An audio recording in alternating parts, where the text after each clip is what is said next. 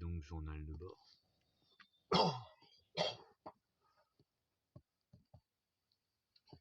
André Schedor, ah là là, patapouf.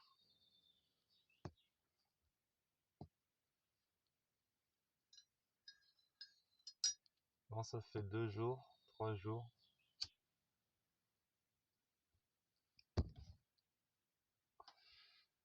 que Audrey me fait miroiter son consentement pour aller à Tahiti. Et que veux-tu? Maintenant, je devrais la connaître et savoir que c'est une menteuse.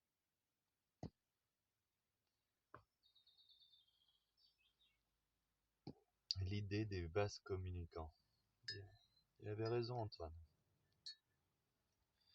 Quand André se prend le bec avec ses parents, elle s'adoucit avec moi.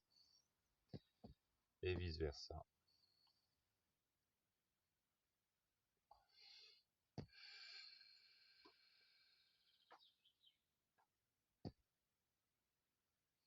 La bonne nouvelle dans tout ça, il n'y en a pas vraiment, c'est pas une bonne nouvelle. Ça serait tellement plus simple si elle était capable.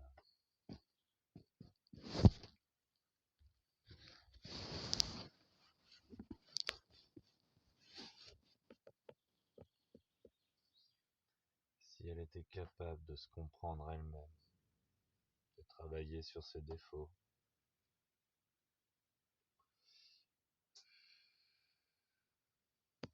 de grandir.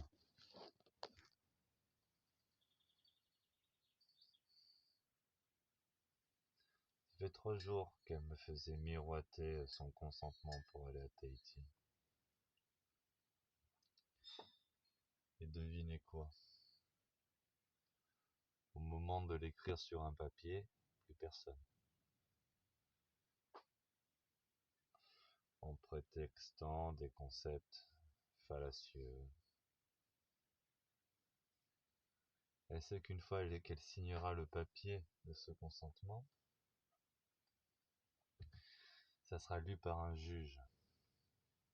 Et il actera une décision en prenant en compte que le père et la mère souhaitent aller à Tahiti. Ce qui appuiera sa décision et créera une réalité tout autour de ça.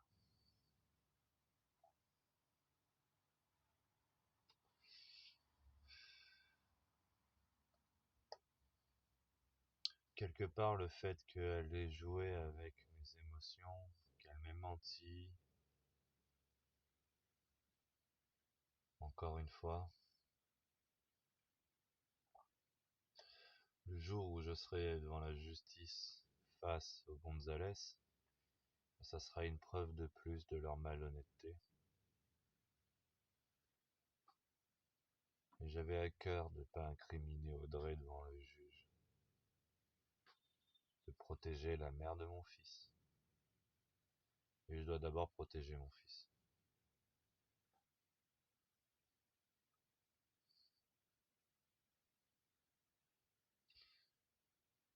À terme, s'il reste avec Audrey, il aura comme exemple une mère dépendante des aides sociales. Il va grandir dans un appartement de merde, où il va la suivre en fonction des endroits où ira sa mère, par qui elle sera hébergée. Ce sera toujours un tiers.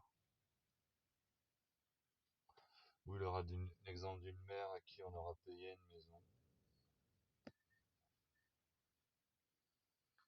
par la gentillesse des grands-parents. Bref. Sans compter le fait que il me verra pas régulièrement, pas souvent.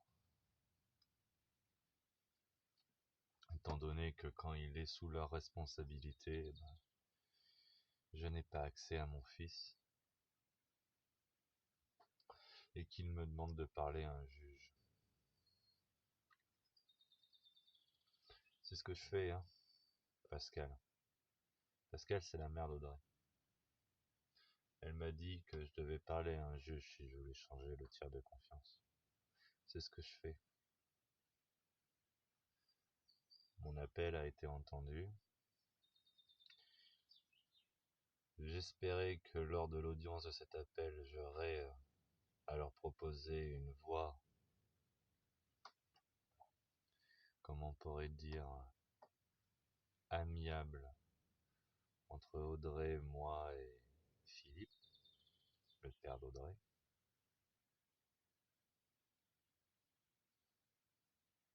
Mais que ça se fasse avec vous ou sans vous, je compte bien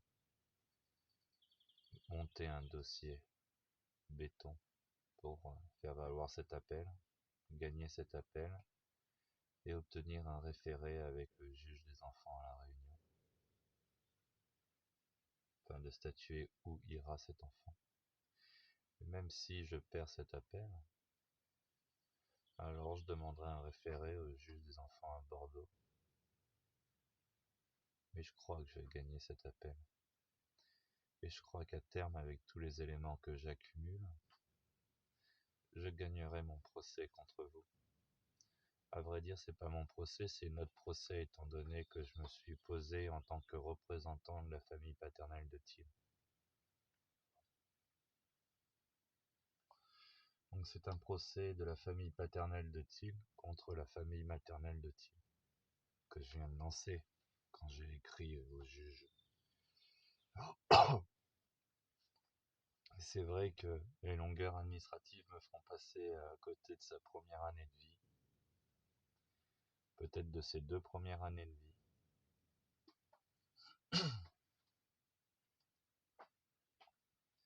Mais plus de temps vous m'empêcherez de voir mon fils, et plus ça se jouera en votre défaveur. Car je fais toutes les actions possibles. Je suis rentré en contact avec le tribunal de Bordeaux. Je suis rentré en contact avec le tribunal de Saint-Denis. Mardi, je vais recevoir un appel de Madame Robert, l'assistante sociale de l'ASE à Saint-Denis.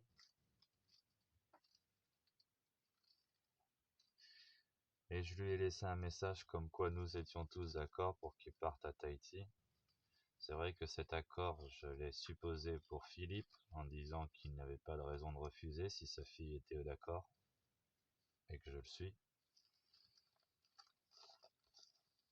Mais étant donné que sa fille n'assume plus cet accord apparemment, en tout cas refuse de le poser par écrit, utilise des excuses, dit au final « oui, je vais le faire quand il va dormir ». Ça fait 4 heures, ça fait 5 heures que j'attends qu'elle écrit une simple phrase sur un bout de papier, qu'elle signe et qu'elle fasse une photo de son passeport et de ce papier et qu'elle me l'envoie. Elle l'a toujours pas fait. Je crois pas qu'elle compte le faire.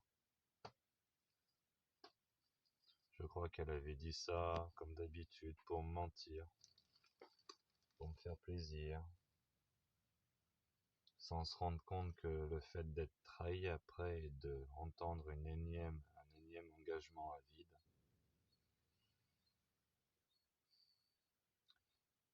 bah, ça me crée une boule au ventre, ça m'énerve.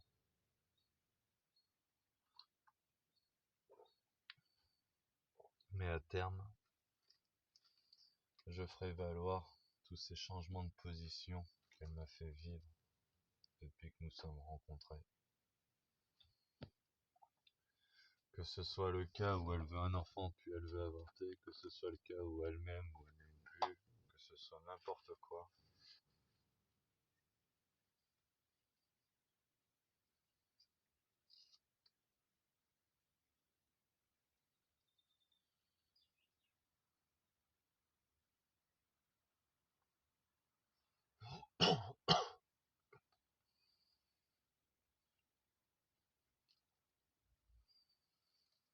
Je suis triste parce que ça pourrait tellement bien se passer s'il y avait que des êtres intelligents.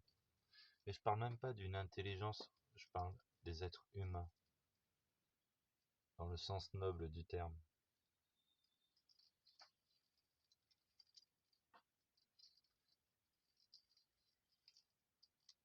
toute évidence, les Gonzalez ne sont pas humains dans le sens noble du terme. Leur parole ne vaut rien.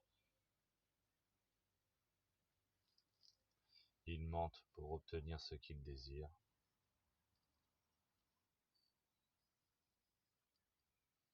Et ils ignorent le mal que ça peut provoquer à un enfant d'être coupé de son père. Heureusement, ça me met à l'épreuve et à terme, mon fils sera tout ce que j'ai fait dans ma vie pour pouvoir être dans la sienne.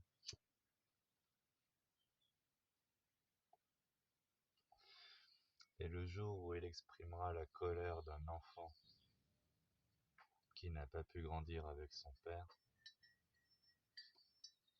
il connaîtra les coupables.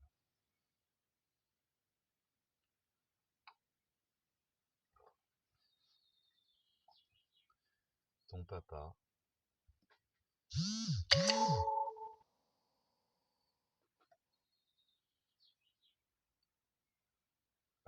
a voulu être là. Ton papa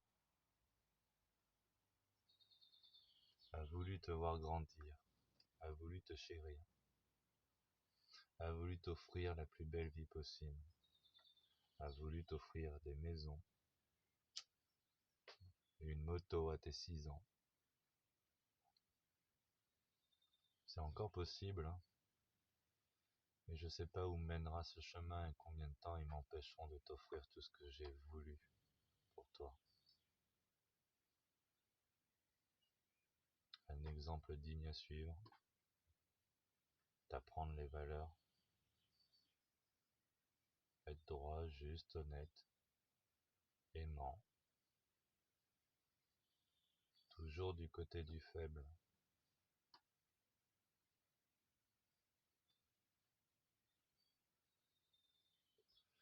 Sentiment de justice.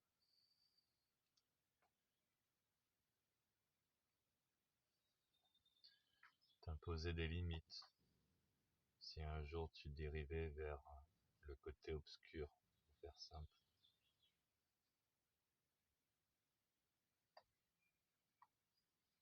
Bref, tout ce que fait un papa digne. Je t'ai tellement désiré, mon garçon.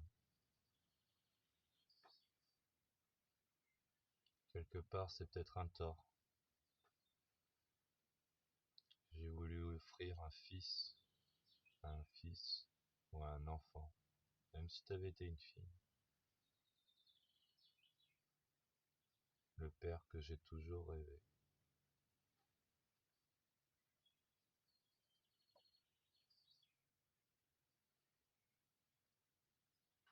Mais j'avais pas anticipé que ce monde se mettrait en branle-bas de combat pour nous séparer. Et je n'aurais jamais cru que la famille de ta mère m'aurait coupé de toi de manière aussi honteuse.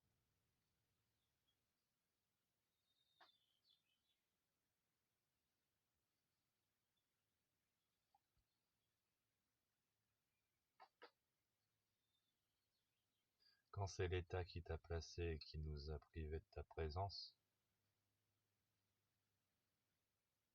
ça m'a fait très mal. À ta mère aussi, elle le prétend en tout cas.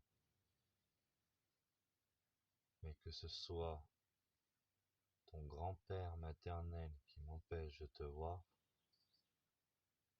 c'est une autre forme de trahison, de douleur. Quelque part, je préfère que tu sois avec eux même s'ils sont ignobles, malhonnêtes, corrompus, débiles, que tu sois placé en famille d'accueil. Au moins je sais où tu te trouves. Mais au niveau de la trahison et de la douleur infligée, même si je le préfère pour ton bien,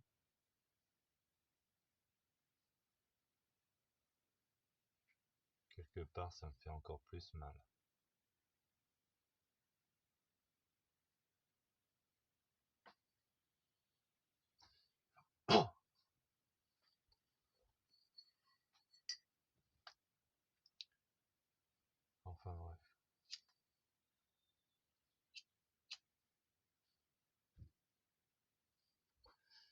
Et si jamais je venais à mourir et que ces vidéos ne te sont plus accessibles, eh ben soit. Mon essai de te transmettre tout ce qui s'est passé, de te faire apprendre qui était ton père quand j'étais pas là, quand je serai plus là, bah ça aurait été un échec de plus. Et faut dire, hein, va t'en falloir de la patience pour gober toutes les vidéos que j'ai mis sur internet. Par un moment, tu risques de me prendre pour un fou.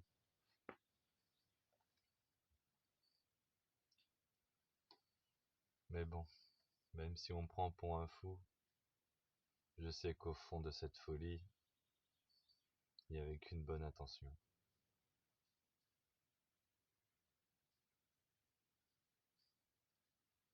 Vouloir l'équité, l'équilibre, la justice.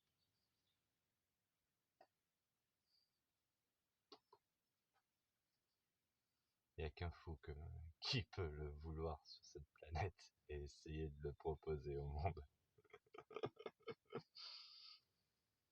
Ah, ce monde aurait besoin d'un peu plus de fous quand même dans ce genre, je pense, vu la corruption.